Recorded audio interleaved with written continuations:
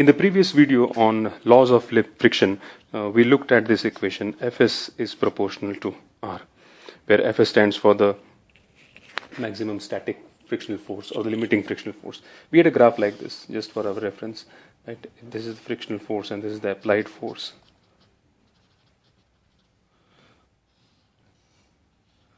And this particular value of the maximum static frictional force was Fs, and this part was the kinetic friction, right? And the Fk, right?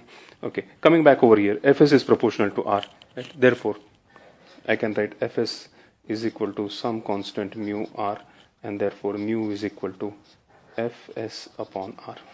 This constant mu is known as coefficient of friction, right? So, since we have taken the static frictional force, right, this is denoted by mu s is equal to Fs by R, where mu stands for coefficient of static friction, or sometimes coefficient of limiting friction.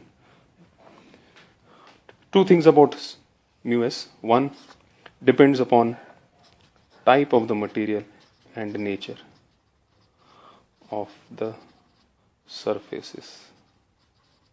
Type would mean basically material, right? Some substances or some material offer more friction, whereas some are by nature smooth, so they offer less friction. And nature of surfaces means whether the two surfaces in contact are wet or dry, or smooth or rough, right? So the value of mu s would depend upon this. Second thing that I want to mention about mu s is that it has no units, quite naturally, because it is a ratio of two forces. Okay. Now, instead of Fs, if I take Fk, correct, then I'll get mu is equal to Fk upon R. In this case, mu k would represent coefficient of kinetic friction, or sometimes known as coefficient of dynamic friction. Right? So this is coefficient of kinetic friction. Just to help you get some idea about the values of these two, right? Let us look at a couple of things more. As you can see in this graph, Fs is always greater than Fk, right? This is Fs, it is always greater than Fk. Therefore, you will always find that mu s will be larger than mu k. Right? Coefficient of static friction will always be greater than coefficient of kinetic friction.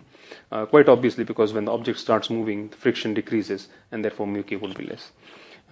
To end this very short video, what I'll do is I'll give you some actual values of mu s and mu k, so that you get some idea about what the values are and how these values are related to each other. Let us say this is mu s and let's write mu k over here. Supposing the two surfaces are wood to wood contact, that is, both the objects which are in contact are wood. In that case, the value of mu s is approximately 0.7 and this would be approximately 0.4. Of course, these are approximate values. Depending upon the type of wood, these values would change slightly, right? And if it is steel to steel,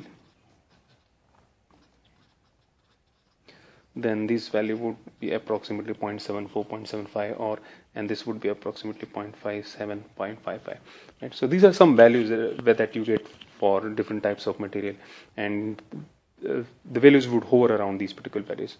Okay, this was a very short video. I just wanted you to get an introduction to coefficient of friction. In the next video, we will look at how, when an object is moving on a plane surface or an inclined surface, the coefficient of friction comes in play, and how it helps us calculate some of the values of force and acceleration or velocity for a moving object.